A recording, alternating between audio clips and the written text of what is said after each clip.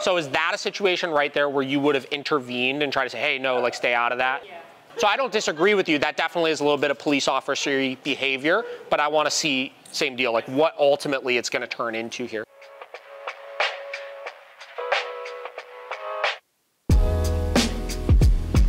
I find for behavior modification, for fixing things, for making sure dogs have a good long-term future, I do find there are very few just like David. That's exactly why we wanted to bring him here.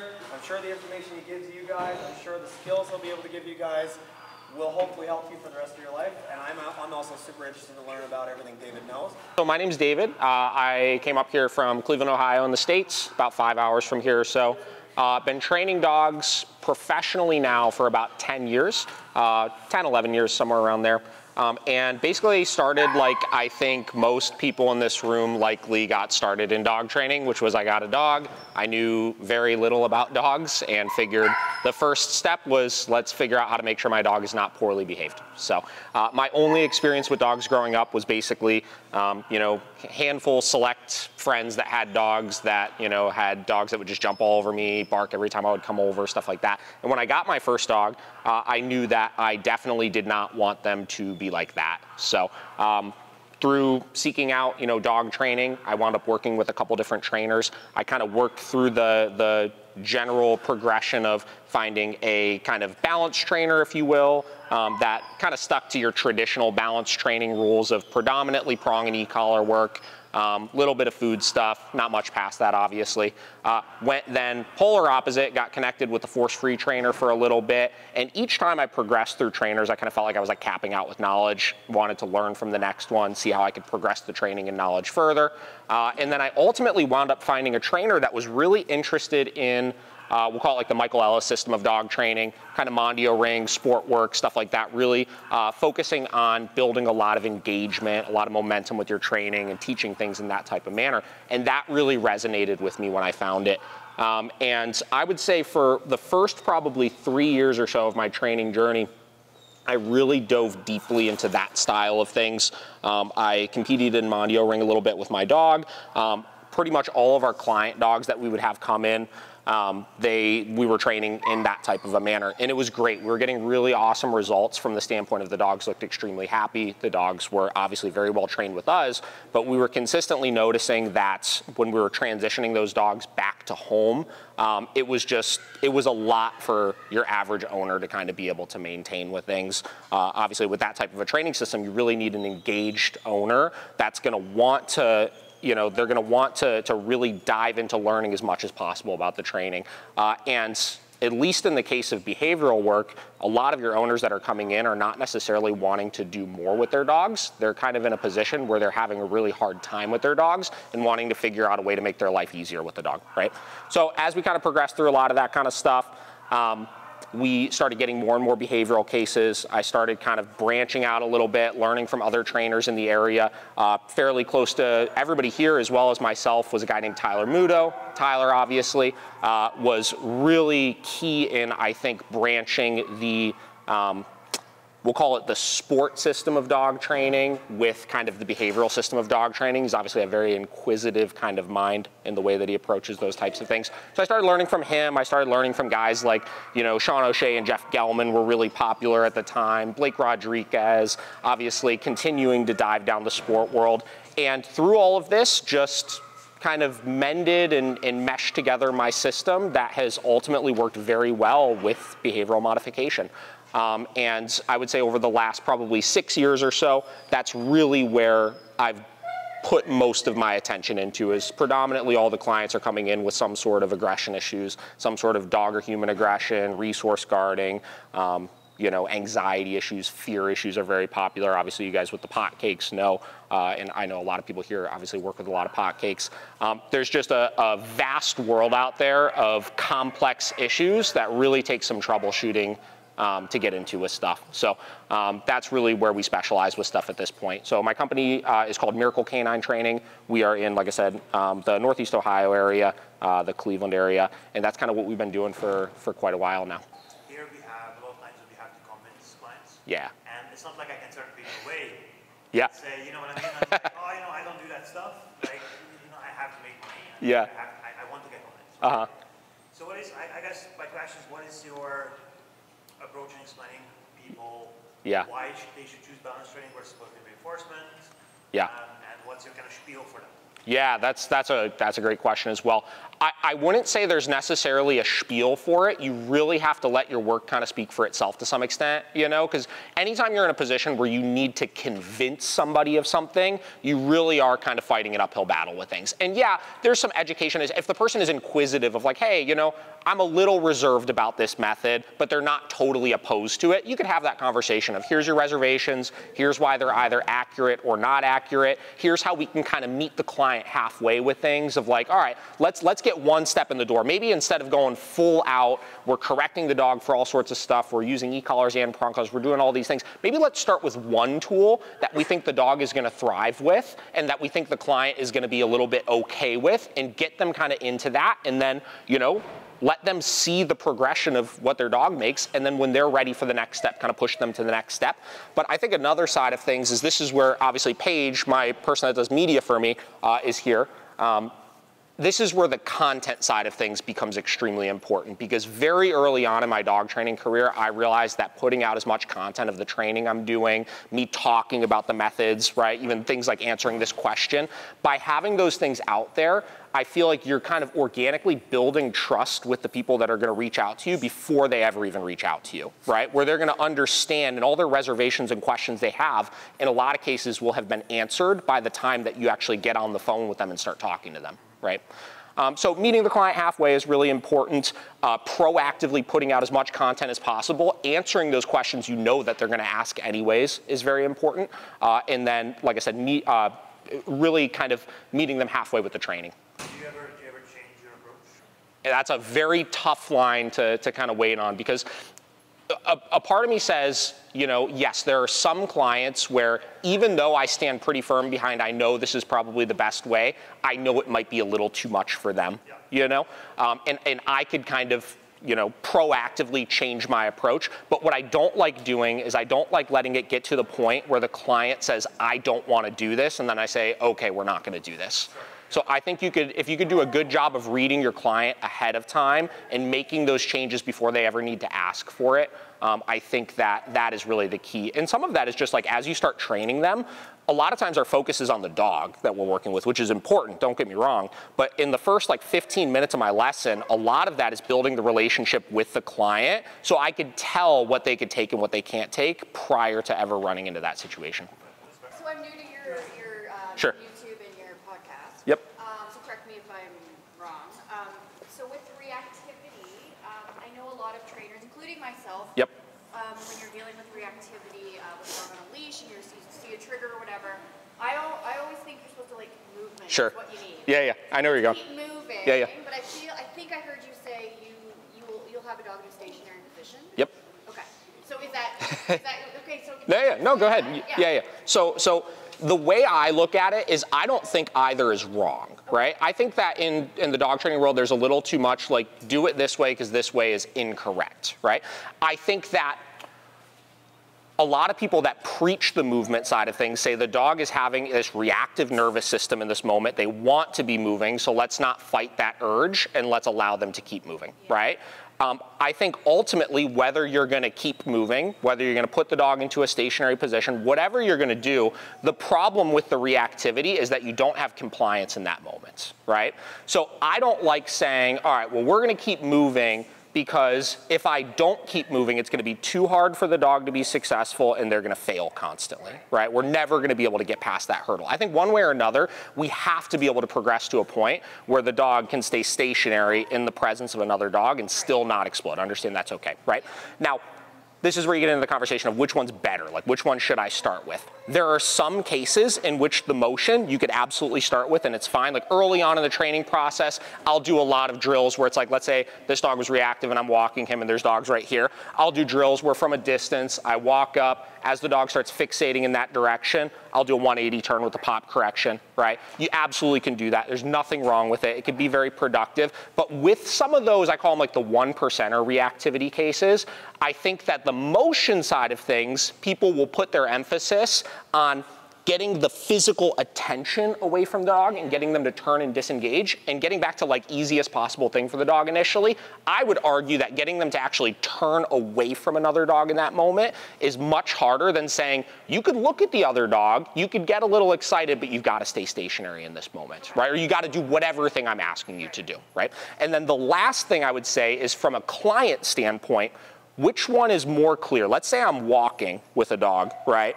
And we're doing a heel position or come command or whatever it may be, and we're passing this other dog, and the dog is maybe kind of starting to veer a little bit, right?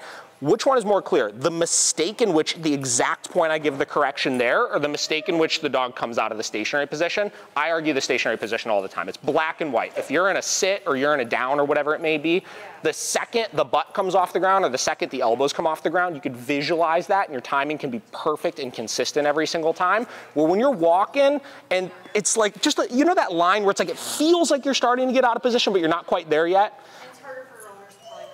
It's harder for them to pick up on it, which causes them to be more inconsistent with the corrections they're giving, which creates more frustration, which creates more reactivity, right? So that's kind of how I view that whole conversation. I don't think one's right or wrong. I've just found that with my clients, one is a little easier for them than the other. Fair enough. Okay, so.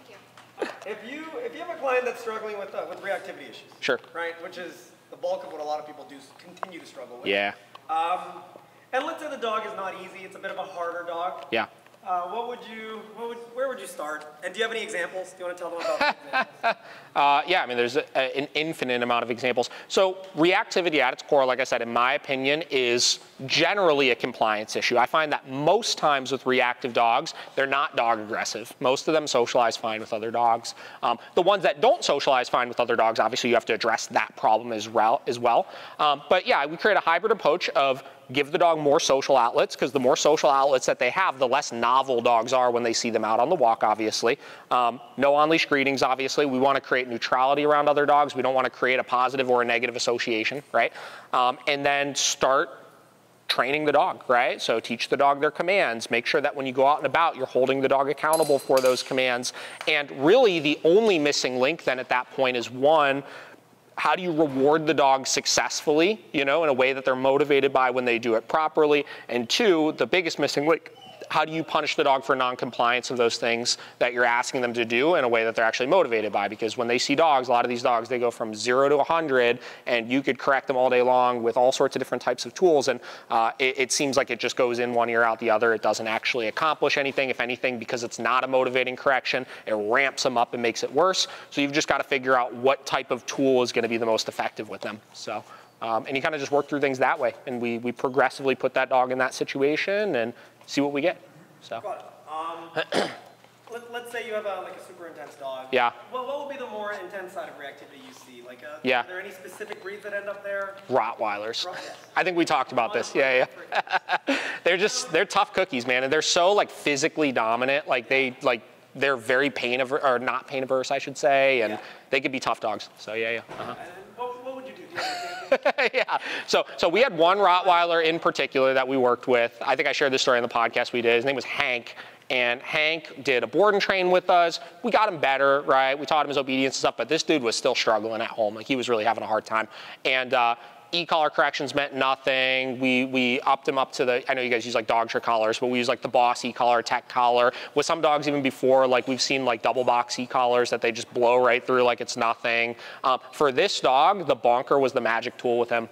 You know, it's when you look at your types of aversives you use, you have aversives that either work from pain and discomfort, right? So e-collars, prong collars, stuff like that. I know they're taboo words. Nobody wants to talk about pain and discomfort, but the reality is that's why those tools work, right? And then you have tools that are startling to dogs, right? Something like a bonker or a pet corrector or, you know, even like a squirt bottle or things like that. For some dogs is unbelievably jarring to them initially. Those dogs that are very, very not pain sensitive, in many cases startle very easily, and you could use a tool like that to interrupt their behavior. And we incorporated the bonker. I probably needed to bonk him like 2 or 3 times, and to this day, this was years ago, to this day, this owner still sends us updates of her going in the park, walking this dog, and this dog was an absolute psycho. You could see his videos on our page like right now, so.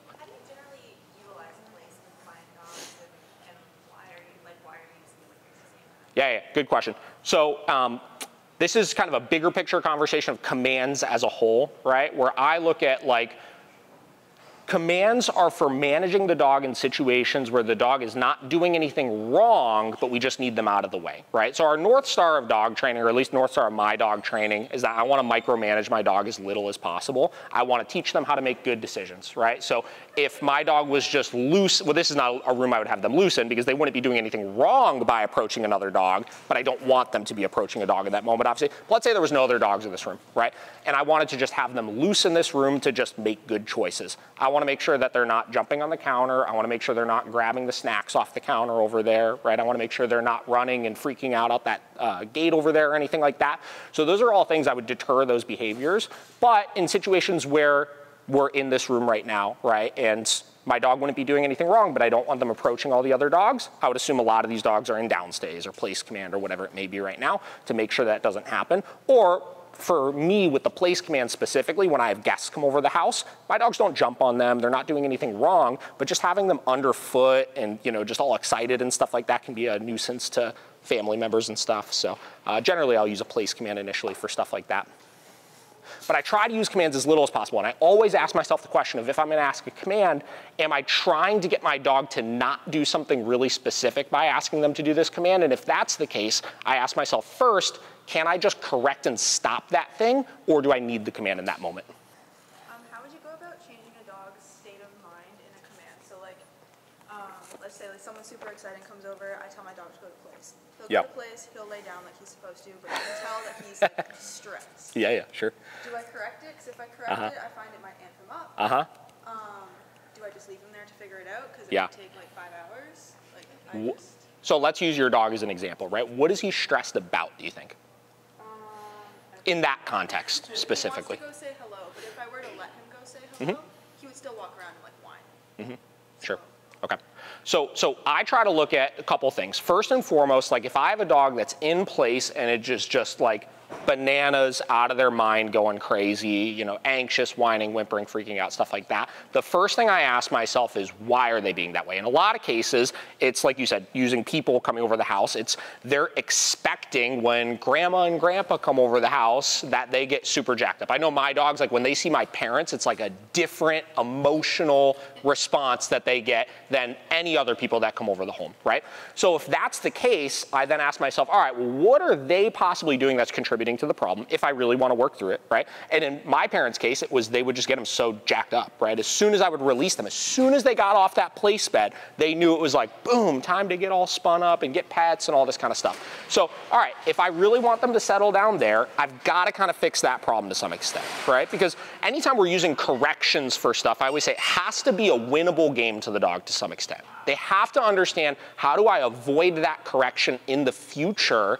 And with something like arousal, I think arousal is such a finicky spectrum where I don't ever think there's a way you could say, well, when you're at a level 5 out of 10 arousal, that's fine. But when you take it to a 6, that's where the correction comes in. So you have to regulate yourself to a 5. I think that's almost impossible for a dog to figure out, right? So I generally do not correct for any nonsense in those cases. I try to address that root of the problem. And I think too often we do the place, right? Using the example of people coming over the house, we'll have them hold it for 5 minutes, 10 minutes, whatever it may be, right? And then we release them, and the second we release them, the excitement starts, right? So you're actually conditioning the dog to charge themselves up, and as soon as they get released off, that's immediately when that attention comes. So I try to actually work through things in a little bit more sequenced of a way where I put them on place. And usually for me, when I have people come over the house to this day, I'll do like 10 to 15 minutes on place with my dogs. Wait for that arousal level to come down a little bit. And the other side of things too is like arousal is normal. You're not going to totally eliminate it, right? But 10 to 15 minutes on there, then I release them and I try my hardest. This is easier said than done. I try my hardest to tell my guests, please just like leave my dogs alone for like 5 minutes, right? Let them get the wiggles and stuff out of their system. Let's not condition in this excitement of as soon as they get released, they get something they want. And then once they've kind of calmed down, then at that point, we'll kind of go and allow some interactions here and there. But I try to look at a little bit more the root cause of why they're doing it. And with some of that stuff, you're playing more of the long game with things, you know? Like it may take, you know, when I really started noticing it was a problem with my parents, it was probably a couple months if I would take them over their house. I would put them in downstays for a while, release them, and I would just I know my parents hated it, but I would just tell them, you're not gonna pet my dogs today. They're just gonna be here and exist, and we're gonna break some of this patterned association that they have, you know? So try to look at that. Try to look at why is the dog really amped up in that moment. It's the same, using one more example. We hear all the time, people will say, I get home from work, my dog's really excited in the crate, and I make them wait in the crate until they're calm, and then I let them out. And I'm like, all right, well, that's fine. There's nothing wrong with that. But if you make them wait until they're calm in the crate, and then you open the crate, let them out, and all the excitement starts, as soon as they get out of the crate, you're fighting an uphill battle with it, right? Because that's why they're so amped up in the crate in the first place. It's not because of them not being calm in the crate, but because of what happens when they get out of the crate, right?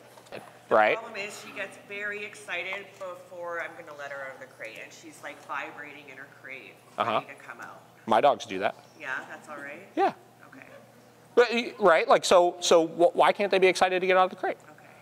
So, now, if you were telling me they get excited to get out of the crate, and then you let him out of the crate and it jumps all over you and is scratching you, and you know what I mean, like biting at your arm because of arousal and stuff, that's a different conversation. Those are things we need to address, which those aren't necessarily a problem of arousal. Those are a problem of impulse control while the dog is in an aroused state, right?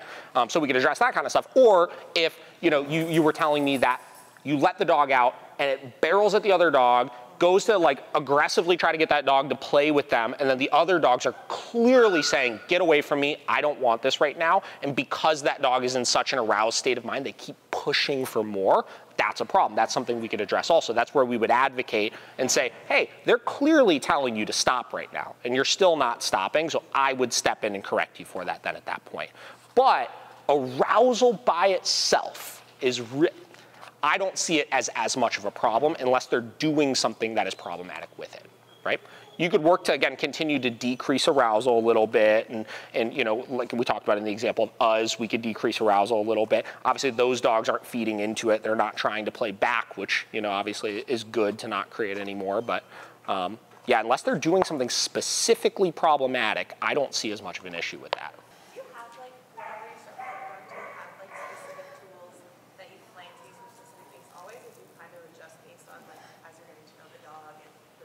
Yeah. So the way our program generally ends, if you look at your endpoint with things, is we want the dogs to be off-leash reliable, and generally our e-collar is our insurance policy for that, right? So whatever approach I'm gonna take needs to end with that, or have that in mind as the endpoint, right?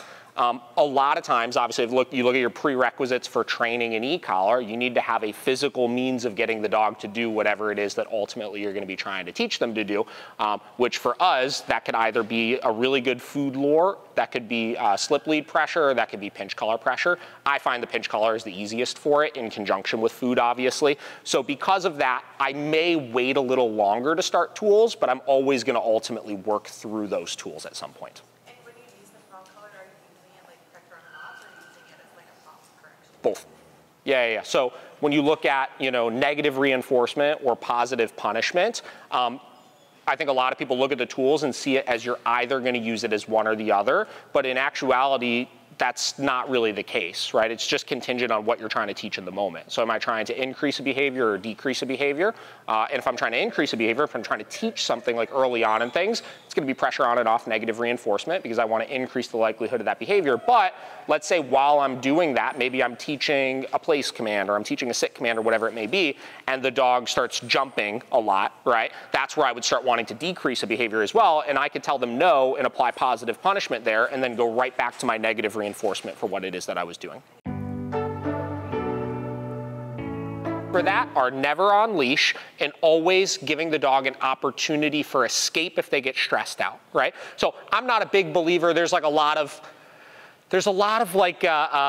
ideas in the dog world right now about like consent with dogs and things like that. And I think that that's true to an extent. I think myself with my dogs, I shouldn't need to ask for consent from my dog to be able to do something, obviously. But I think with guests, I'm okay with my dog saying, I don't really want you to interact with me right now. So I coach the people through how to do that, right? So we got two ways we can handle this. Let me take the leash from you real quick. So way number one, if I need to like really expedite the process of getting my dog comfortable with a new person, A little bit of training, a little bit of kind of forced interactions to some extent. I'm not gonna be like bearing him with eye pressure or like patting him or any of those types of things, but I'm just gonna walk around with him. I'm gonna get him following me. I'm gonna give him some direction, and I'm just gonna get him comfortable being in my space, right? And I'll do that for a little bit, and then from there I could slowly start adding interactions from there, obviously. Good job, buddy.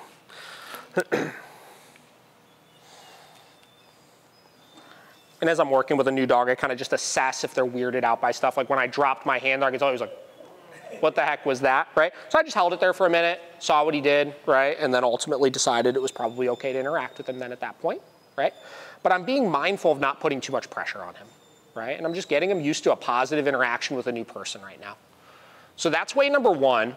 If this were my dog, and again, I were having a guest come over, my first step, like I talked about, is I always implement my place command initially. Does he know place command? Somewhat. Place. All the way. Good job. So the reason why I like the place command initially is I'm letting people come in is one, I'm letting the arousal of a situation kind of settle down a little bit. And right now I'm just using negative reinforcement with the leash in order to teach this.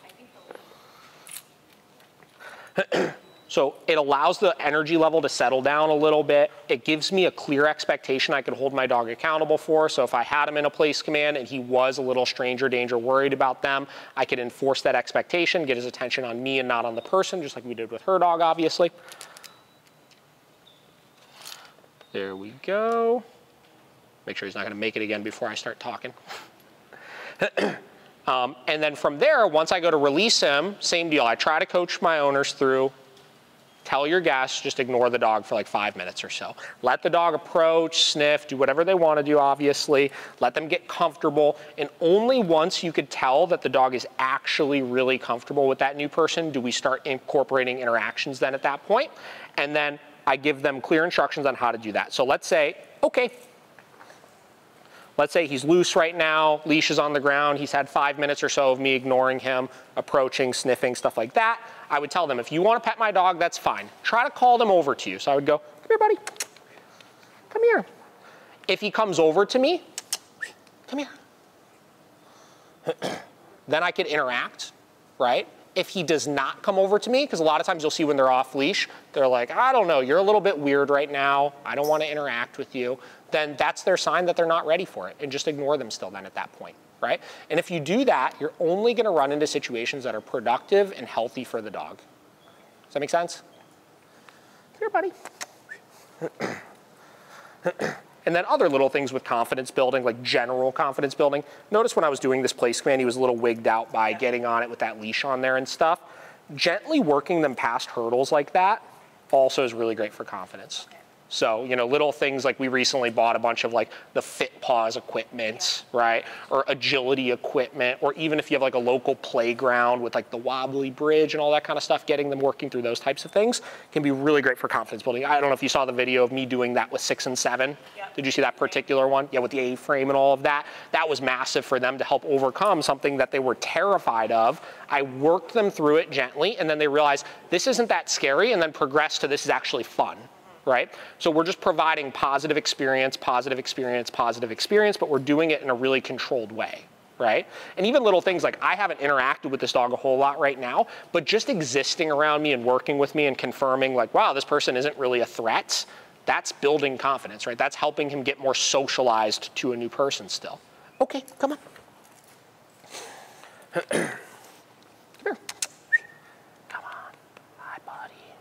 And I'm still mindful when I do this if I'm not making like hard eye contact and those types of things, right? We're just making sure the interactions are very appropriate. Good job. Come here. Let's go. Hi, bud. He said, who's that person over there? Come here. Nice. Good job, buddy. Come on.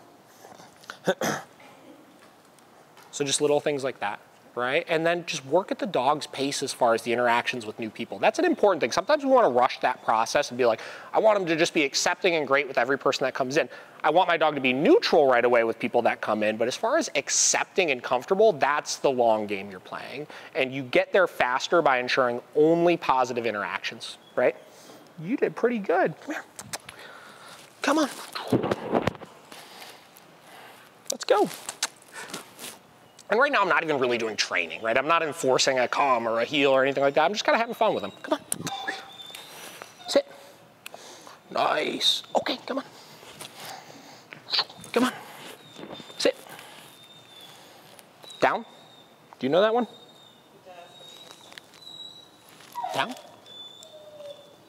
Nice. Okay, come on. Sit. Great. Okay. Thank you. Just like, I mean, this seems like a pretty good dog, you know, likewise, just like the last one, obviously. Yeah. He's been in Canada for 5-6 weeks. Yeah.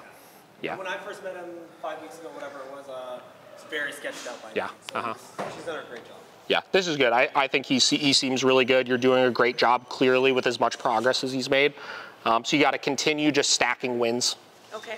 That's it. As long as you do that and you make sure you control all the environments you're in to make sure nothing scary happens, right? You'll continue to thrive with it. So I have a pocket too. It's also very stranger danger. He's actually bitten a couple people, but it was in situations that happened. Yeah. But when he's like, we'll have him on a place, we can come over. He's barky, like he was one barking when they were knocking the door. And sometimes he'll sit there, I'll stay, I'll release him, he'll go up to someone, and then he's growling. But then he doesn't do anything. Like, if they ignore him, he's fine. But if they say anything to him, he tackles you up and growls, won't do anything. And I'm like, should I be correcting that? Sure, good question. I would almost take that as a sign as he's probably not ready to be totally free yet. So when you say, like, you'll put him on his place, he'll be barking and stuff, getting back to the question I asked you, do you have like 100% compliance in that moment where like he's not making any mistakes, he gets on right away when you need him to, or are you kind of managing that place? You know what I'm saying? For the most part, I shouldn't say 100%, but for the most part, yeah. If you say it's pretty good. Get on his place, he'll stay there. He might be barking, but he will not get off. Yeah. And then he'll normally settle. He'll settle a lot, and then you release him, and then he'll go up to the person and then sniff them. And if they say anything to him, he'll half his rough and growl. How long do you have him stay on the place before you release him generally? Like 10, 15 minutes. Depends how long he decides to settle down. Yeah. Okay. So, not knowing him, not having seen it firsthand, my first thing I would say is for the next couple times people come over, try to have them hold it literally the entire time they're there. It sounds crazy, but like 2 hours is a normal amount of time you could have a dog hold a bed stay for. I mean, I do that with my dogs somewhat regularly. This guy's been back there for quite a while already, obviously, right? So start with that, and what you may find is sometimes when you do that, you'll see peaks and valleys where maybe those first 5 to 10 minutes he does pretty good, but after 15 minutes, when the person's walking around and in the space and stuff, that's too big of a distraction where he starts making mistakes. You could address that. Once you see that that's good, you could release him. If he does that, where he approaches, sniffs, they say something to him, he stops, starts growling, you know, stuff like that. My next follow-up question I would have to it, is it like a quick, like, and then he goes somewhere else? So he retreats? He'll leave. Okay, got it.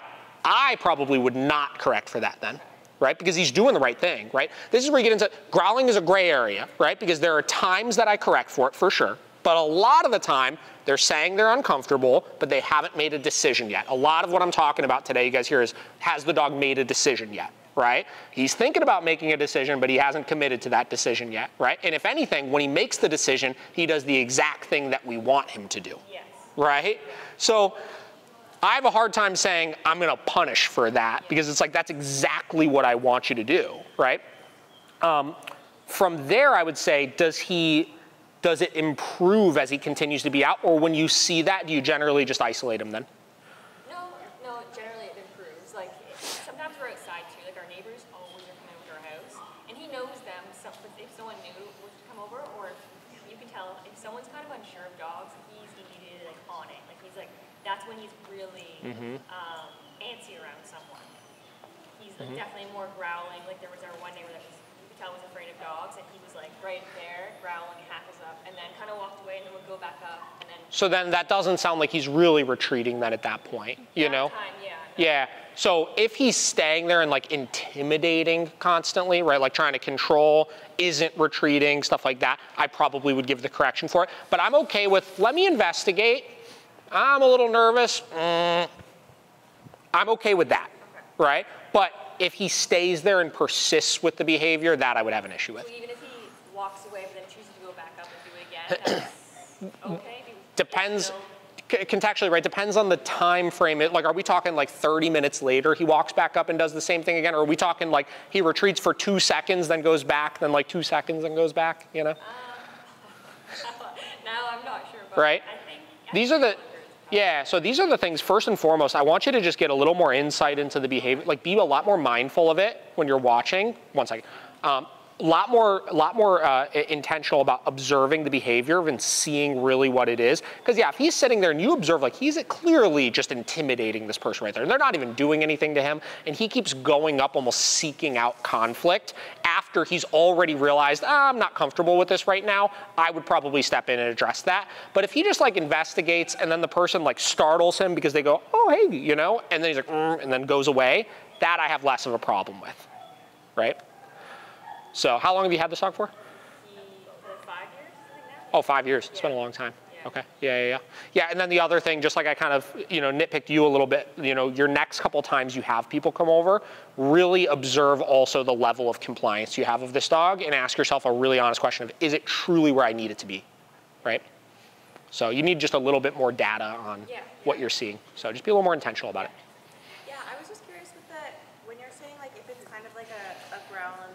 He's like, I'm not comfortable moving away. Are you like reinforcing the creating space for himself, or are you just neutral towards that?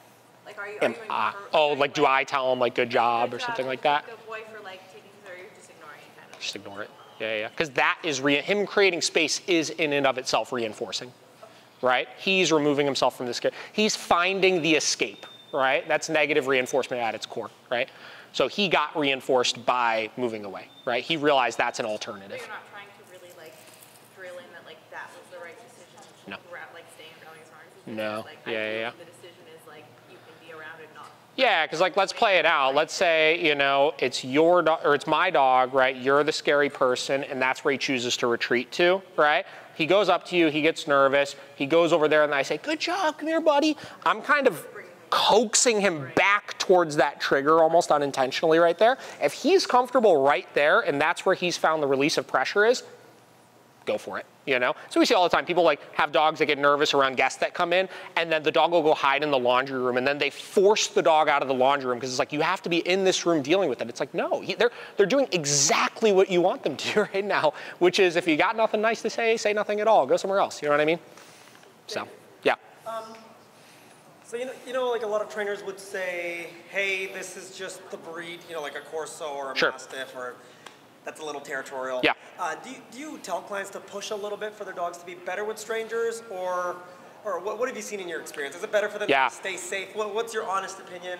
I think if you have a safe way to push it a little bit, you can, obviously. Okay. But there are plenty of dogs that we'll see that are like, they started very dangerous, and we get them to like neutral, but not really wanting to interact with other dogs, and like, let's find success in that. Strangers.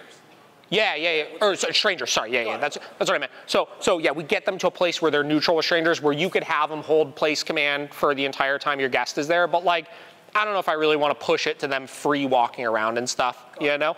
And there are plenty of dogs we'll work with that like we are okay with that, and we help the owners find success with that. And that's another key of, again, a good dog trainer, I think, is helping your owners calibrate and find what success really is. Because a lot of times their picture they came into training with of what success is very different than what it's going to wind up being, right? They want, you know, their Corso that's extremely territorial and aggressive and fearful to become the golden retriever, and we know that will never happen. So let's find this happy middle ground where we can get past what the problems really are, but find some like long-term good management that we can put in place as well. Honestly, he is cute. He's lucky he is. So this is Loki. He's 6 years old. He is like generally just an anxious dude. I lived in a student house with like 8 other people, and he was literally always under command because they would leave like beer bottles and stuff everywhere. So when he's left to do his own thing, he walks around like whines and is generally just not relaxed. When we're in new environments, he's stressy. When we're moving, it's not a huge deal, but if he's stationary and I put him like down or something, the squeaking comes out. It drives me insane. I hate it. And it's worse if he's in an environment where like it's usually a certain way, so I like at home, and then something changes. So like someone comes over, then he's like, oh my god, like, now what do I do? Yeah. Type of thing. Okay. Really bad in the crate too, like separation anxiety. Not trying to break out, but like intense whining. Yeah. So if he was in the crate and then I pull him out, he's like just in a mental state. Yeah, spazzed out a little bit. Yeah, and then it's like so much worse. Okay. Kind of close this off. Yeah, yeah. And then I just want you to take the leash off and just let him hang out. And then we're just going to observe his behavior for a minute, and you're going to tell me when he starts doing whatever thing he does when you say you feel he gets really anxious. And when you say that you find when he's free, he gets stressed out, is it just like a lot of pacing? Like it's pacing. If it's like, if there's like someone over and he's just walking around whining. Like it's not that he really cares to like go and interact with them. He's just kind of like whining.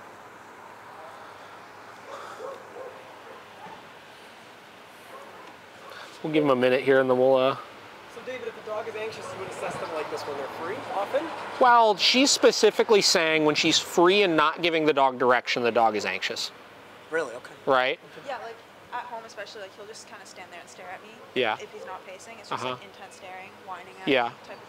So I want to kind of see what she's seeing to know, one, how big of a problem actually is it, and then two, like what is the dog doing in the first place? Got it.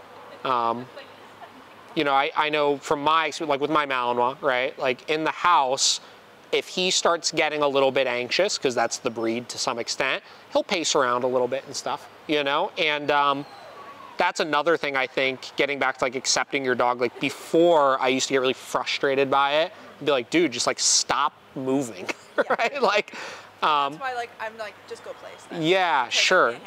Yeah. But almost like by perpetually giving him something to do in that moment, like when he starts getting like that, you're almost causing him to like build up until he's given direction and build up until he's given direction. Do you think that that's also contributing to his separation anxiety? Like he's always looking to me for direction. Maybe. And so when I'm not there, he's like, I don't know what to do and I'm in a box. Yeah, it absolutely can happen. I mean, some dogs just don't deal with confinement well too. Like my Malinois, right? He historically, when he was younger, had horrendous kennel anxiety. Same deal, pacing in it, excessive barking, this and that. And dude still doesn't love his kennel, but like he's fine in it. I can get him to go in there. If I notice he starts pacing around a lot in it, I could correct him for it, and that will stop the pacing in the moment, and it's gotten significantly better from it, but some of those things you're only going to get it so good sometimes too, Yeah, like I would like to just have him be in a crate and not like stewing to the point where when I pull him out, he's unworkable or like just messed up. So getting back to, I've asked a couple times like what the root of the problem is. So let's say he's in the crate and he's stewing. He's not really doing anything wrong. He's just a little anxious in the crate. And you said you take him out and he's unworkable then at that point. Yeah. What do you mean by that? Like say if I had him here in the crate. Yeah. And I pull him out.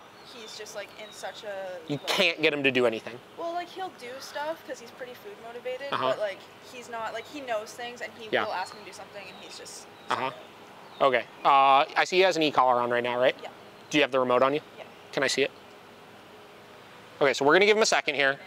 And then what I wanna see you do is I wanna see you give him a come command, and I wanna see how good he is with it. Whenever, you give him a second if you feel like he's gonna go to the bathroom or something. Loki, come.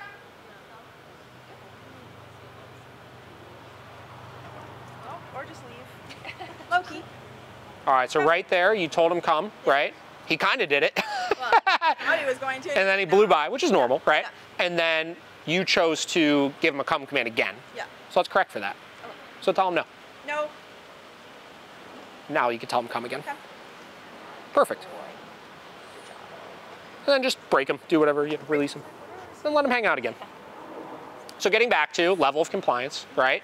Right now he's pretty distracted. I wouldn't say he's anxious necessarily, but sniffing around, hanging out, doing his thing. And his level of compliance wasn't terrible. He turned right away when you called him, which was great. Yeah. Then he's like, nah, I'm gonna go do this instead. Okay. Right? Yeah. So we've got to fix that problem first. Yeah. Right? Same deal when you get him out of the crate, right? You get him out of the crate, he's super distracted. You say he's pretty food motivated, so if you use that, you probably can get him in a position. But if you just took him out of the crate and told him down, do you think he would do it? Maybe slowly. But he would whine while he's doing it as well. Okay. So we'll give him a second here, and then we're gonna do another come command. This time when you do it, if he comes to you and then blows by you, right away you're gonna tell him no. Okay. Whatever you want. Loki, come. Beautiful. Much better that time. Cool. And then break him. And then we'll give him a second. We'll do one more of those. Loki! Hi, buddy! Hello! Hello!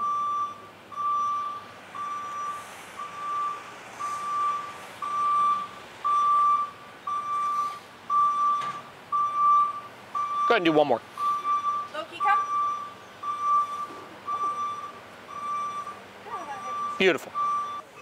And is there a crate for him somewhere? Yeah, the orange one. Go ahead and pop them on in. You could take it off if you want. Yeah. We'll just let them stew in there for a minute. We'll see what we get. Yeah, sure. And this little whimpering right here, is this kind of what you're talking about? Oh, it's usually way worse. Usually a lot worse. He'll put his nose up to the holes in the crate and Yep. blow air. Yeah. He doesn't bark. Yeah. Yeah, like, but worse. Yeah. And like I had a trainer tell me to bark all around him at one point. Yeah. Which made the crate super aggressive and I had to Sure. completely get used to it. Yeah. So he doesn't bark. But Yeah. he would. If the e-collar's off, he will bark. Got it. All right, so here's what we're gonna do in a second. You're gonna walk over to the crate.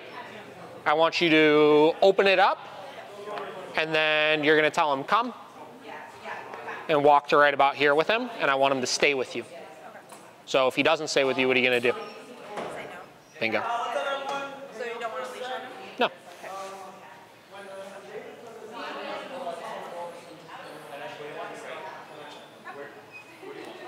No. Perfect. Beautiful. Then just hang out there for a second. What level do you generally correct them at? Honestly, like an 8, but this week, after doing some of this in the crate, I've gone up to like 45. 51. Yeah. And he hardly even gave a shit about that too. So when I put the e-collar on him, a level 2 would make him like roll. I believe you, yeah. So early in the e-collar training process, it's more novel and it's startle response versus, you know, obviously physical discomfort response. It's more startling to them, which is why the low levels work a lot. Then as they get less startled by the sensation, you're truly working off of discomfort. So yeah, I told her to open the door, engage him into a come command and walk him over here. And when she did that, he blew right out past her, right? So this is solving the issue of when you put him in the crate, obviously, you said when you get him out, he's too scatterbrained. You can't work him. So we got to get a little, again, that's a level of compliance issue, right? So we've got to start with that there. So now let's go ahead and you could tell him come and walk over there a little bit. And then same deal, if he blows by you now that you've told him come, you would tell him no for that. And then come to a stop. Excellent.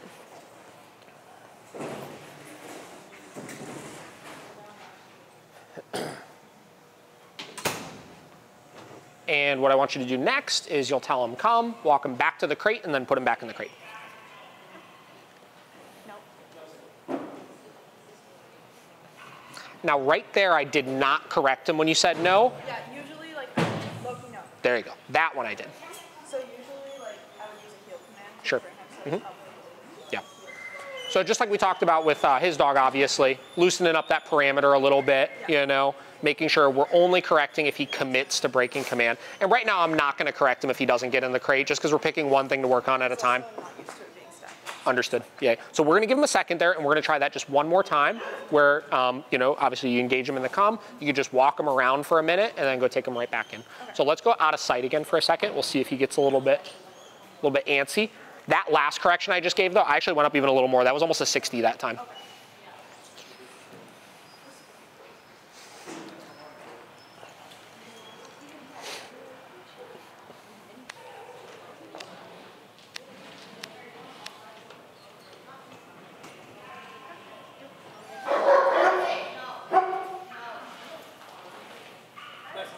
Looks great. Good job. Cool. Did you tell him no right there too? So right now, I know you gave him a heel command. I would argue you're getting a little naggy with it, right? At least initially, because right now he's a little calmer than he will be when you actually go to do this in the heat of the moment, right? So little looser of parameters, correct for the more committed mistakes. You know? Later on, if you want to tighten your heel up and stuff, go for it, obviously. But right now, just make them stay with you. I think your root of your problem is probably one, maybe accepting a little bit of the pacing and stuff, you know. I understand some of it's frustrating, obviously, but suck at correcting my own dog. yeah, that's all right. We all are initially to some extent. Yeah. And then thing number two is look for the places of heightened arousal. Like you mentioned, coming out of the crate is a big one, obviously. Hold him to a much higher level of compliance with that. Same deal with just general stuff in the yard, right? So like in the crate when he's freaking out, would I also correct that? If it's really excessive and you want to, it might be a little bit of a Band-Aid on things and get it down a little bit. Okay. I don't necessarily know if I would expect it to totally stop though.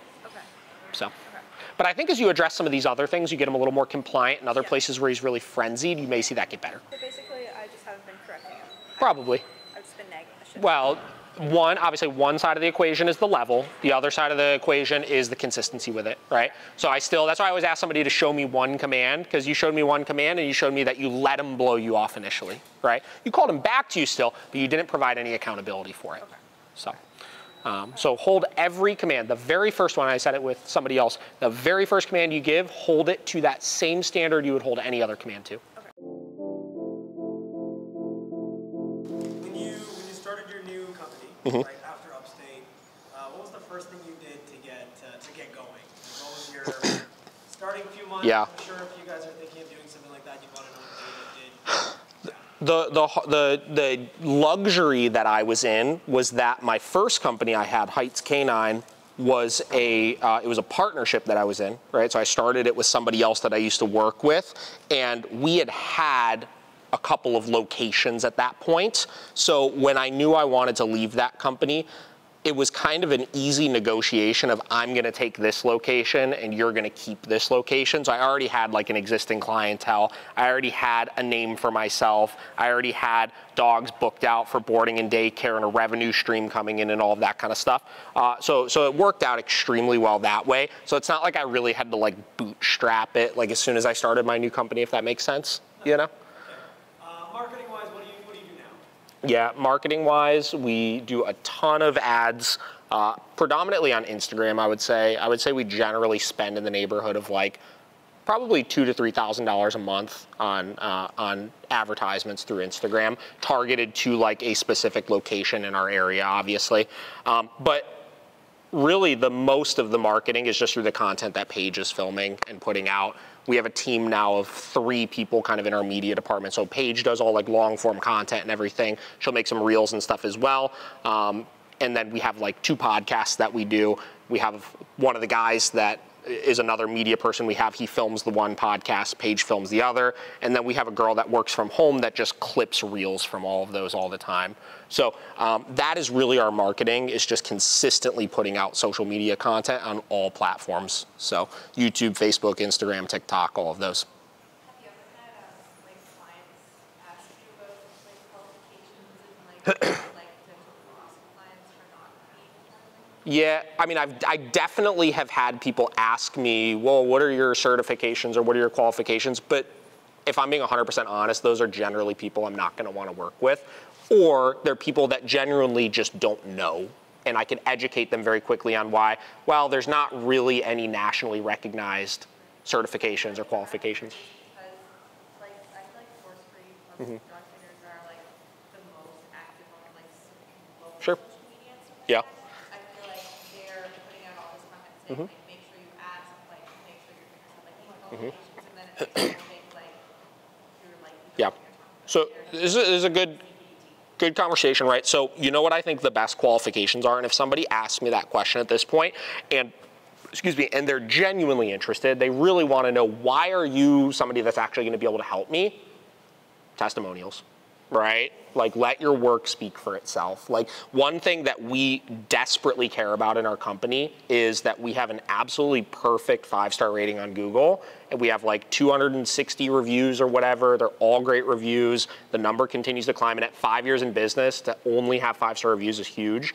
And that is our testimonial. Like when people call us, they're like, I don't understand how this is real. Because like even the other dog trainers, our competition and stuff that are good dog trainers still have some flaws in it, right? Or don't have anywhere near as many or whatever it may be. So if you could just make yourself like undeniably good and make it very apparent, put it out there that you are undeniably good, it will outweigh all of that other stuff. It will.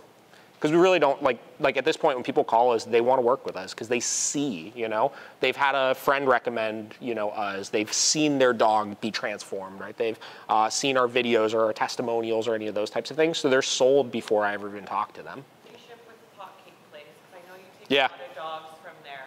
Sure. How many do you take a year? We just started working with them.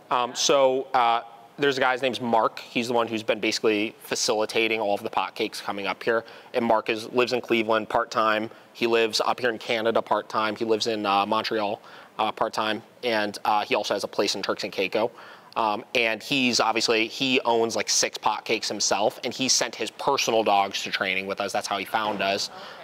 Really loved it, and then just little by little was referred another person that had a pot cake, referred another, because he's very active in the groups and stuff, you know. And he reached out to me at the beginning of this year, and he had 2 pot cakes, and he said, hey, I really want to help this place out and send both of these pot cakes up. He's like, obviously board and trains are expensive, 2 dogs, getting them sent up from Turks and Caicos, like we don't have the funds to be able to facilitate $8,000 of board and train. So he basically asked me, he's like, hey, can I like offer you like 2 weeks of like stay at my house in Turks and Caicos if you just train these dogs? And like, sure, you know, like I haven't even been out there. I don't know when I'll be able to get out there or what, but it's just, you know, like he sent a bunch of dogs to us already. He's helped us out. Like I'm gonna help him out with this. And through doing that, suddenly Pot Cake Place started getting the funds to be able to send dogs because they saw it's worth it. It's obviously worth it. And we provide all our rescues with a 50% rate that we work with. So it wound up being a lot cheaper for them ultimately. But don't ever, you know, discount the benefit of building a good connection through, you know, either pro bono or discounted work. You know, some of the best clients I have are clients that I either train their dog for free or gave them a good discount because it was either early in the day or it was a situation like this or I was just feeling nice or whatever, you know, and I wound up building a great relationship with them. And, you know, they were a important person that now sends, you know, a ton of business our way and stuff. Yeah. About you. Sure. Yeah, exactly. Before any of this. But that's how that relationship got situated. And since then, that was like, when did 6 and 7 come? Winter? 6 months ago? Something like that? Not even. They've sent, what, 5 or 6 dogs to us, I think. So, and they paid for every single one of them, you know, at this point. So we built a great relationship with them, and it worked out really well. So. How long do you board them for? What's your opinion on that? I'm curious your opinion on that one. Before I answer it, I want to hear your opinion on that one. Yeah. What's your advice for them to branch out to other balanced dog trainers as a new trainer, to network and build relationships? What's your take on that? My honest take on that, especially in Toronto. Yeah. I've met a lot of trainers like being in this industry. Yeah. There are some really good cemented trainers that actually do know what they're doing. Yeah.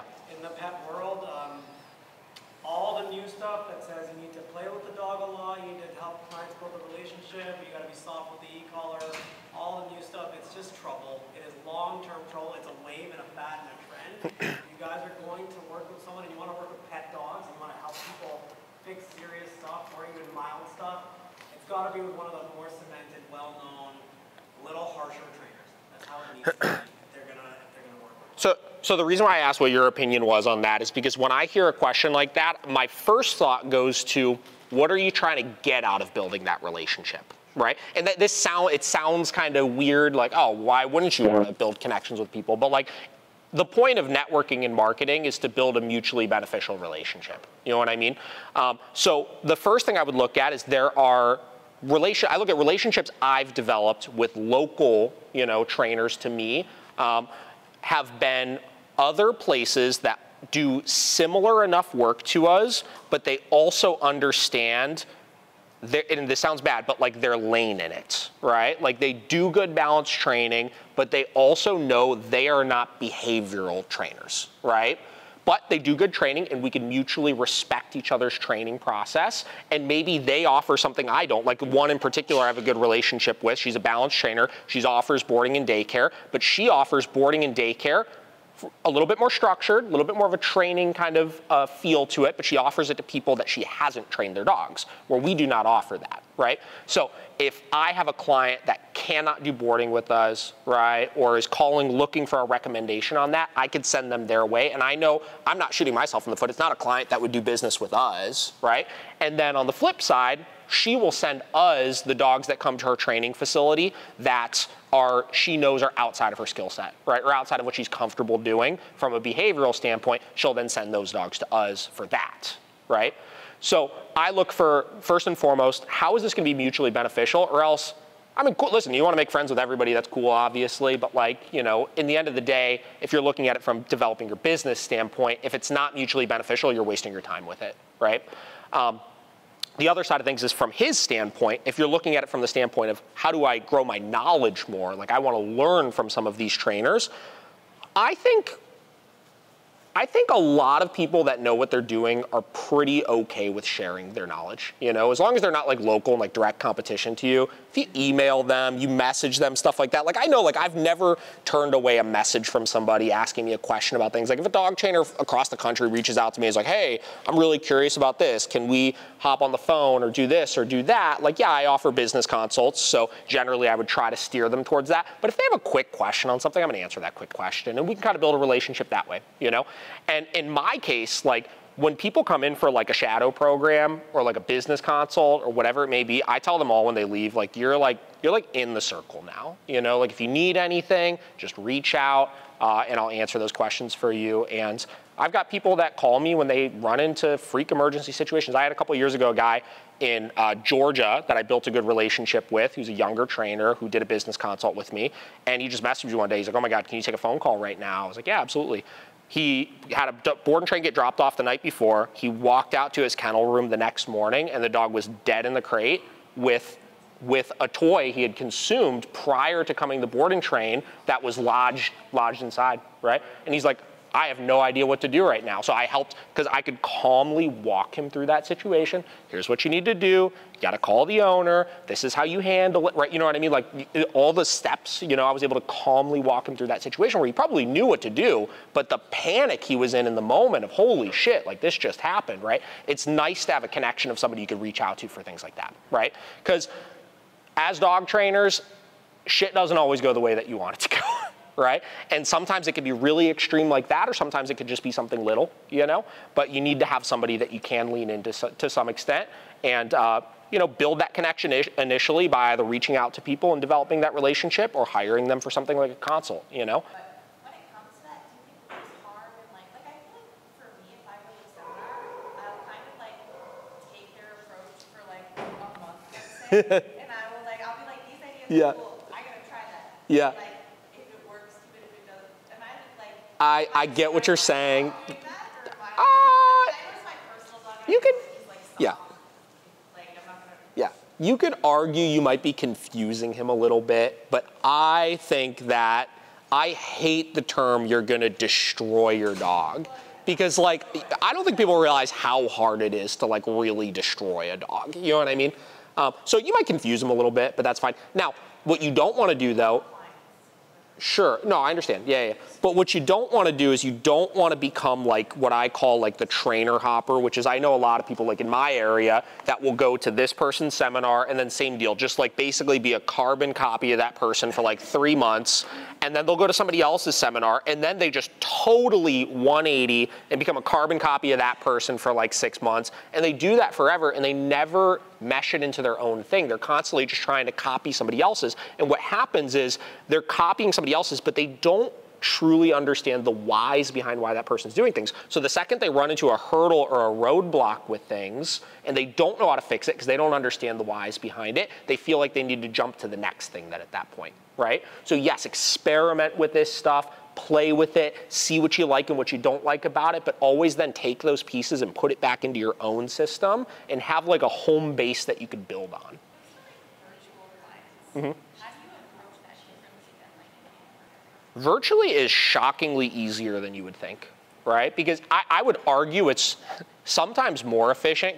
You could really get to the root of things, which is the things that the client is doing that's creating the problem, right? Because like most of the time, you know, if humans just didn't exist and dogs just kind of coexisted together, like they would kind of figure it out most of the time to some extent. But when you start adding in the human element of all the things we provide, you know, how we have our house set up, the structure we set, things like that, that's where things start getting dicey. So usually what we try to do in the virtuals, like this client, for example, we got to the bottom that this dog was extremely reactive outside of the house, which we needed to squash that issue, because if it's very reactive towards other dogs out on the walk and you're having an issue with the dog attacking your dog in the house, they're kind of correlated to some extent, right? So we coached them through some ways to start correcting for that. We were able to get past that issue, obviously. And then past that, we got into the specific fights they had in the house and the exact reason why those fights winded up happening, so that they know how to set their environment up in a way where that's significantly less likely to happen than in the future, right? So a lot of it is not, like the virtual classes are not to teach your dog how to like sit down and stay. You know, like if somebody calls and says, hey, I don't have behavioral issues, but I want to off-leash train my dog, can I do virtual lessons? I probably would tell them no. That's not what it's for. You could find a trainer to show you how to do that. Virtual is good for behavior to help you understand why your dog is doing what they're doing and to understand tactical things that you could do to decrease the probability of it happening and address it when it actually does happen. What are the prices, if you don't mind sharing, for your two programs? Yep, the 10-week one-on-one program is $22.50 and the 4-week board and train is $42.50. Okay. Yeah. Did you come up with those based on like a formula? Was there reasoning for it? Yeah, honestly, I kind of have a formula for what I coach people through as far as pricing, and the philosophy is you stay as cheap as you can until you're as busy as you want to be, right? So let's say you want to do board and trains and you want to have 6 dogs in your kennel, right? Well, what do you price at in order to fill those 6 kennels but not have a 3-month waiting list on the back end? Because if you're charging $1,000 for your board and train and you have 6 dogs in your kennel and you have 6 months booked out in the future, you're obviously way too cheap. So you need to continue to raise the prices until the demand gets cut down to you're as busy as you want to be, but not too much more than that. And if you're charging $10,000 for a 4-week board and train and you want to have 6 dogs in your kennel and you maybe have 1 in your kennel, obviously you're charging way too much, right? So I use that kind of as my caliber for what is the most amount of dogs that I could sustain amongst all of my trainers in my facility. And I want to make sure that I don't have a big wait list. So right now, we really kind of pride ourselves that we could get people in generally within 1 to 2 weeks for any of our programs. And I think that that's really beneficial because a lot of times, especially in the behavioral world, when people call, they're in a rush. It's like, holy shit, my dog just bit Aunt Sue and I need to start training yesterday, you know? So I think that a lot of people kind of use like their wait list almost as like an ego boost of I'm booked out till freaking next year. But it's like you're actually doing your clients a disservice, I think, by doing that. And as a new trainer, I think that helps you also gauge what you're actually worth, you know? Because again, yeah, sure, industry standard might be $1,000 a week or whatever it may be. But if you're charging $1,000 a week and you're having a hard time filling your kennels at $1,000 a week, maybe you're not there yet. And that gets back to the thing you said earlier, which is so many people pay all this money for training with people that aren't qualified to help their dogs. And then they paid $4,000 for a board and train. They found a trainer that wasn't good enough, and now they don't have the money to spend on somebody else. So that's where you get into the ethics of the charging as well, you know? So. In 2024, just right now, because the industry is quite different than it was a few years ago. Yeah. Let's say there's a trainer starting out. There's a big flood of trainers now, lots of new trainers. What do you think they should do? Let's say it's a little hard for them to get training-only clients. Do you recommend people do walking to, offer a couple services? How do you think people should start now? Yeah. When I first, this is where, you know, right now my services I offer are very different than when I first started. And when I first started, I did offer boarding and daycare for everybody, right? And what we found is that it started where maybe 75% of our clients were just boarding and daycare clients and 25% were training ones. And then it started skewing more and more where those boarding and daycare clients, as they were seeing the work we were doing, they were already there. So it's like, I already use you for boarding and daycare, so I might as well have you train my dog also. So it kind of feeds into the next thing, right? So I think you have to kind of play that game to some extent initially, where, yeah, if you want to be a dog walker, that then offers the perk of, I also kind of offer training services on the side. Hey, I'm taking your dog for a walk anyway. Do you mind if I work some leash manners with them? And then you start sending them videos and they're like, oh my God, I wish my dog walked that way. And then you could sell them on a short training program. You know what I mean? You got to play that game to some extent of getting dogs at your disposal that you can start working with. And then as your demand for your training increases, from there, you could then start nixing some of those other services. So yeah, I think finding a way to just get in contact with dog owners and be in a position to help them, even if you're not going to charge them for it initially, is going to help to build your reputation, which will then start to get demand. So.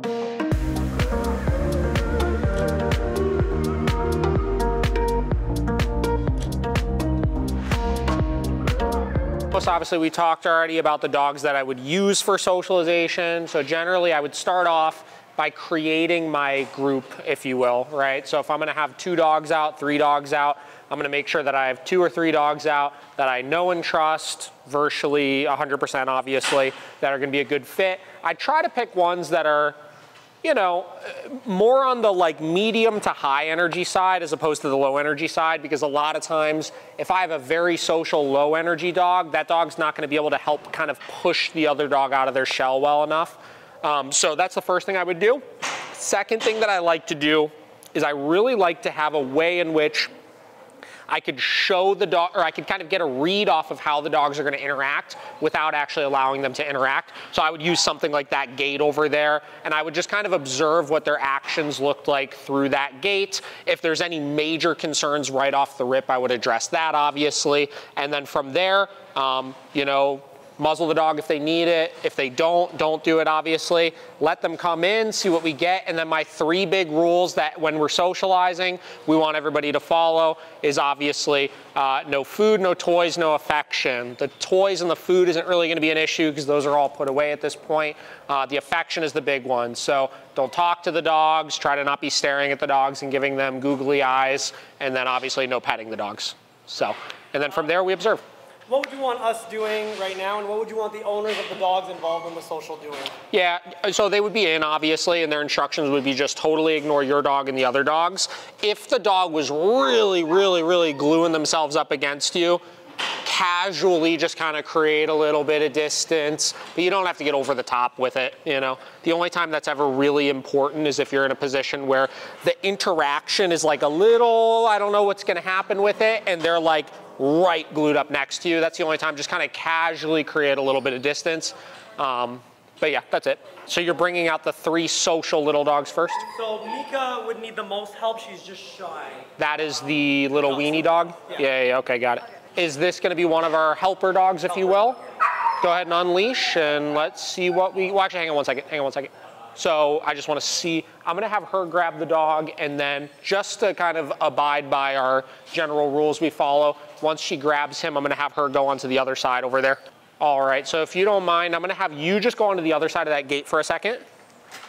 And then as soon as she's on that side, then you could unleash this one. Once they get... As soon as she gets on the other side of the gate. Go for it.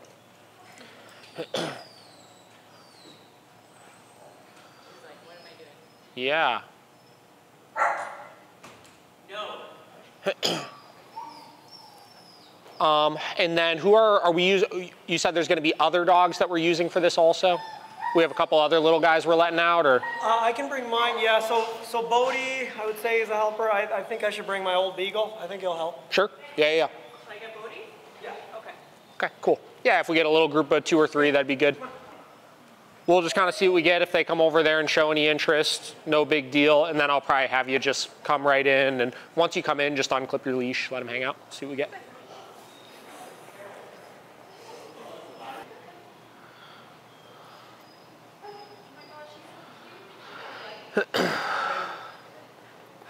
It's a happy dog. He seems curious. And the only thing I'm really looking for here at this stage is if one runs up to the gate or tries to sniff through the gate. There's not any big signs of reactivity or anything, which there's obviously not, so. All right, why don't you, you could unclip your leash and then just kind of let them on in. There you go, look at that. And then come on in, and your job, just totally ignore the dogs right now.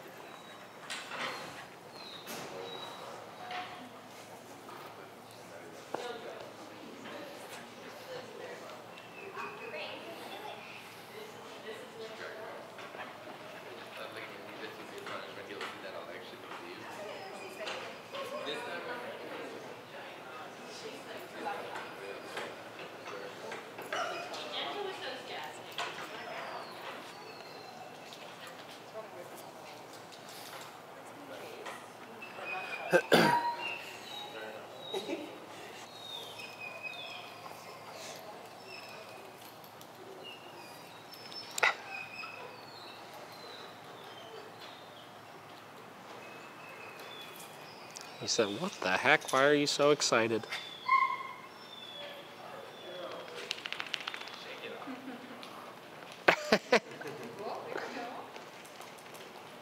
He said, what is going on?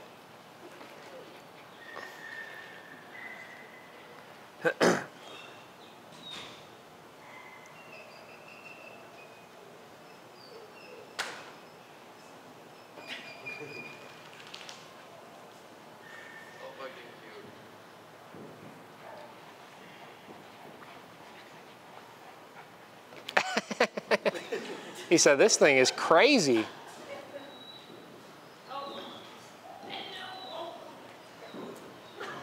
like, that was not me, I swear. My dog made a wee, I'm so sorry. I'm sure it's not the first dog to do that. No, she saw it.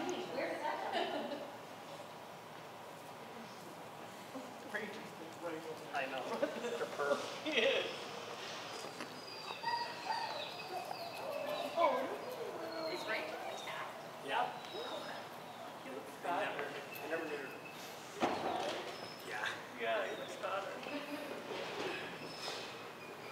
And you said this is what you mean about just kind of glues to you, what we're seeing right now? Yeah, yeah.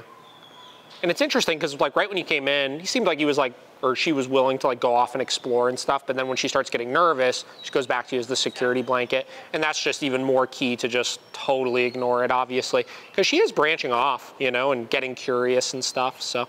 Yeah, it's funny, like I was actually gonna say something a second ago because you obviously didn't do this, but we'll see a lot is they sniffed for a minute over there and then your dog kind of came back to you, and that's the moment where a lot of owners will acknowledge it and be like, yeah, good job. And that just like ruins it. You know? It's like done. It's like, all right, I'm staying right here. My overall rule of thumb when it comes to socials is I try to intervene as absolutely minimally as possible. I think that age-old saying, I think these dogs kind of understand this a little better than we do sometimes. And, you know, by doing less, I find they open up more in a lot of cases, you know. Even things like, you know, this dog was kind of really pushing, you know, her a little bit. And a lot of people would want to kind of step in right away there and like, hey, you're being too much. Don't paw the dog like that, this and that. But I'm seeing a dog that kind of needs to be pushed out of its shell a little bit, you know. You know how they're kind of just wandering around? Sure. Would you normally wait another 10 minutes before doing anything, or would you try to bring in a slightly more active dog? Oh, I get what you're saying. It depends. You know, like if I wanted to add another dog in, I could, but I think at this point, like this group is probably big enough to let this dog continue to kind of thrive in, you know? And again, back to what I was talking about with social, I don't remember whose dog I was talking about it with, but you know, we're just stacking positive socials, right? This dog is becoming curious, interacting, stuff like that. Nothing juicy may happen in this, but you're gonna walk away from it with, oh, okay, cool. We reassured this dog, nothing bad happened, you know? So just so I'm clear, 2 dogs, the one plays fine, or the one is, the one that did not get in the fight was the one that shows the teeth and runs away? Nervous, yeah, very nervous. Okay, got it. And then the one that did get into the fight is the one that is just kind of stiff and apprehensive and stuff? Yeah, he'll open up more, but yeah. I would say he doesn't like dogs in space, and sometimes his corrections can be a little intense? Yeah. Okay. So are they over here somewhere? They're back there by the red backpack. Okay, got it. This is the one that got in the fight. Okay, I got it. All right. And you said neither of them have worn muzzles before? No. Okay. Let's start let's start with one because I want to see what his corrections kind of look like in like a pretty controlled manner. Let me see if we have one handy. Hilarious. Look at that face.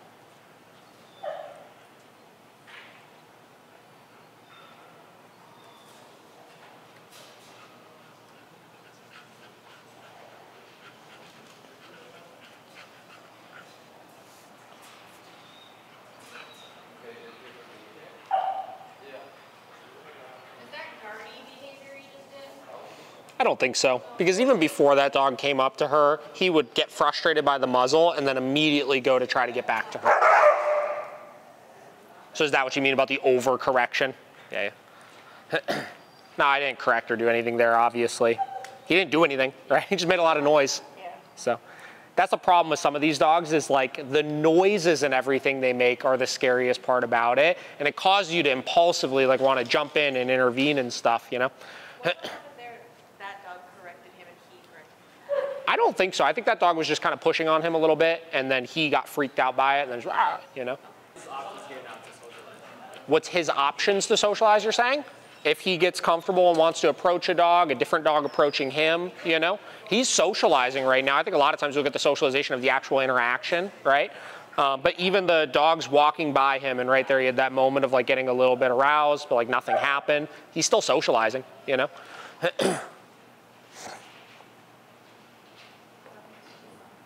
Mm-hmm. Like playing, you mean? Yeah, sure. Yeah, and it's important that they interact with each other, but you know, them just being in the presence where we're not restricting them from interacting with each other. They could if they wanted to, but them choosing to do their own thing, like that's fine. And then another example, this dog's never wore a muzzle before, obviously, so you have that extra layer of he's gonna be distracted by the muzzle. First socials are always tough with dogs because it's like you're kind of figuring out where their baseline with stuff is. Like the beagle we just worked with, obviously his baseline is very anxious, right? So we're starting at that place, and it can only go up from there, obviously, but we're still starting in a place where before you're gonna see anything that you really can soundly be like, oh, that's progress. He needs to make a lot of headway before you get there, you know? So I try to look for the micro progress, right? Like he learned a lesson, at least the last dog, right? He learned a lesson as far as we set a boundary with the jumping, so he realizes in social, don't worry about the people, right? Focus on, you know, interacting amongst each other. He then proceeded to make a good decision by a dog came up to him, he got stressed, and instead of reacting or letting out a big bark like he did before, he chose to go put himself over into the corner over there, which whatever, you know, we could say, oh, he shut down or whatever, or we could say he made a good choice right there, obviously. And then after that, we proceeded to see a lot of situations where dogs walked by him, and though he didn't get up to go interact, he did show a little bit of curiosity, right? So that's a positive, right? In this dog's case, obviously, he started super, super concerned about the muzzle, trying to get it off. He's not messing with the muzzle anymore, which is good. He may go to do it again, obviously, but he's not doing it. We saw a situation where a dog came up to him, obviously. He let out a little snap, but we saw it didn't progress past that. Again, another positive that we're seeing. And now he's starting to kind of loosen up, not be so concerned about the muzzle. And there's been a couple dogs walking by, and he was a little bit looser from it. So sometimes if I can tell he's getting tense, like what he was doing there, I'll like just get him out of the situation. Got it. Which I don't know if that's really good for him or not, Sure. but if he doesn't have a muzzle, that's where I'm like, oh, is that going to escalate or not? And yeah, sure. Well, that could create, you know, the more, again, get back to micromanaging, the more we're micromanaging in situations, the more you kind of put yourself in a position where you may create stress, you know, or you're consistently blocking him from making the poor choice before he makes the poor choice. I think I do that. So he never can learn from the poor choice, right? So I'm just so, now that I've seen it happen. Yeah, of course. In the situation where it was a bad fight. I understand. Like, ooh, I totally get it. I don't want to see that again, so Nope. I definitely manage Nobody likes breaking up big dog fights, that's for sure. But yeah, unfortunately, you know, you're kind of in a position where we have to allow him to, now knowing he could take it to that extent, we have to kind of start to rebuild him a little bit in a proper way like this, where we're maybe gonna see some of that and see what it turns into. Now, just so I'm clear, that fight that happened, this dog did not get involved in that? No, she was just on her, she was like really nervous of this other dog. And this other dog had her pinned down. Yeah. And she clearly wanted the situation, but I was just in the cottage at the time, and he... So again, just so I'm clear, so she was pinned down by the other dog, and then he attacked the other dog. Yeah, and that's the only time I've ever... And those two played before. Yes, the okay. one that he attacked, Okay. were friends. So let's do this. So we're not concerned about biting another dog, correct? Correct. Okay. So let's do this. Let's go ahead, and as soon as they get situated here, we're gonna then let her out into the mix, and we're gonna use that to observe if we see his behavior change or not. So you can definitely tell her being out gets a lot more confidence from that.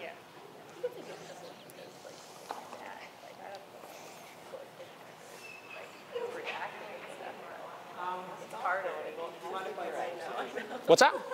Ask you something? Yeah. I'm sure you guys are wondering when it would be okay to take a muzzle off in this scenario. I don't know if anyone's asked that question. When do you think it's okay? Let's say someone's they want to play it really safe. When do you think it's okay to have a muzzle off in this scenario? I think that obviously everything we're doing right now, keep in mind we're expediting for the sake of trying to get everybody the most value out of this. Like the last dog we worked at, the Beagle, like I saw him in a couple situations where I saw him make good choices where I felt comfortable taking it off. And I felt like I saw him at his worst coming in, where all it was like a big bark, you know? So I felt comfortable taking it off for that reason. But truthfully, if he were a board and train that just got in, I'd probably leave it on for a couple days. You know, every time I socialize him, a couple days of it. Want to see more success, obviously, before I go to take it off. This dog, obviously, we know, as you said, got into a pretty gnarly dog fight, right? So because of that, I'm gonna really play it safe, and I almost want to see him in a situation where if it's gonna happen right now, and he chooses not to do it, or he chooses to do it, and I can address it before I think about taking it off. So is that a situation right there where you would have intervened and tried to say, hey, no, like stay out of that? You think that's kind of the police officeriness? Yeah. So I don't disagree with you. That definitely is a little bit of police officery behavior, but I want to see, same deal, like what ultimately it's going to turn into here, you know? Is that like protectiveness of her? Yeah, could be. It's possible, you know? I try to not make any like hard, yeah, it's absolutely that or this, because truthfully, like when it comes to socialization, we're just here to interpret this. You know what I mean? Like we don't actually know. So it's possible it absolutely wasn't happening when this dog was out, and it absolutely seemed like it was triggered by this dog starting to play and have fun, you know?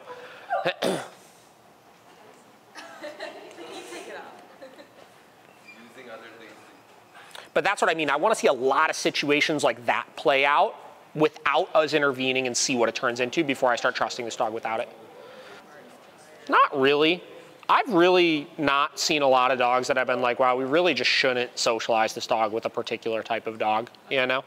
I think every dog has limitations as far as like what they might need socially to thrive. Like, you know, there are some dogs that if you don't do it the way I'm suggesting, which is, you know, making sure that the resources aren't out, you know, we're doing it for kind of short bursts of time, stuff like that, that it could flip really quickly and get bad, you know, where that risk might not be worth it. But I think all dogs, we could figure out a way to get them to interact with other dogs pretty well. Like, obviously, this is a very specific setup that, like, most people aren't doing on a regular basis. Like, do you think that there is, if, like, you know, like, yeah, my dog's social with all dogs, except they don't like other intact males or something, would you push for them to become social with them, or would you just kind of be like, I know my dog's like that, like for a client per se? Like, I would probably have them, at least on their own, pick and choose the dogs they're socializing their dog with. If they know that their dog historically has reacted poorly in the past like my dog, just say like, oh, like my dog doesn't like not socializing with huskies, like for... You could. You know what I mean? Like, I don't necessarily, I think you probably can get past it if you wanted to, but yeah, if dog socialization is interesting because yes, socialization is important, and yes, you can make a lot of progress with socialization with your dog, but like, you don't really need to have your dog socializing with other dogs all the time. You know what I mean? So owners can be a little bit more selective of the dogs they're having their dog around if they find historically it's gone poorly with a particular type in the past, you know? There's no like overarching need to like work through. Yeah, like why push it if there's no need to, you know? Like my dogs, aside from when they come to the facility, I don't have any friends that I have my dogs like around and stuff, you know? Like friends' dogs meaning. So it's just not something where like if they were having a problem with it, I would desperately feel the need to be working on. Sometimes we get a little too focused on things that don't matter, you know? Like, and that's from a trainer standpoint. When you're working with clients, we'll see a lot of times like we have this picture in our head of what things should look like and what their success should look like, but like they have a totally, they're like, I don't care about those things. I don't care if my dog can hold a 4-hour-long down stay, right? And by forcing them to try to keep working on those types of things, it's like, you almost create more stress with the with your relationship with the client. So. Breaking up a dog fight if it's happening. How? Yeah. There's no good way to do it. It depends. Like if it's just like a scuffle and it's a lot of noise and stuff like that, you know, if you have a way to correct them or the crops, you can kind of give a whack right in the middle, right, to kind of disperse them from each other. E-collar, I think once they're actually fighting, it's not that I think it makes it worse, but I think a lot of times it kind of doesn't work, you know? Afraid it would escalate. Yeah. So if a dog is actually latched onto another dog, the safest and quickest way to do it is just, if you have a collar or a leash on them, pick straight up, you're kind of cutting the air off and they just open their mouth and let go. Okay. So this looks fine, obviously. You kind of saw, case in point, what you were seeing. I think probably, historically, it sounds like you've tried to intervene too quickly in those situations, right? Where you gotta safely, in this case with a muzzle, let that stuff play out much more and see what it's gonna turn into. And if it turns into a big problem and he actually does really go after the other dog, correct him for it, obviously. But aside from that, let it play out a little more.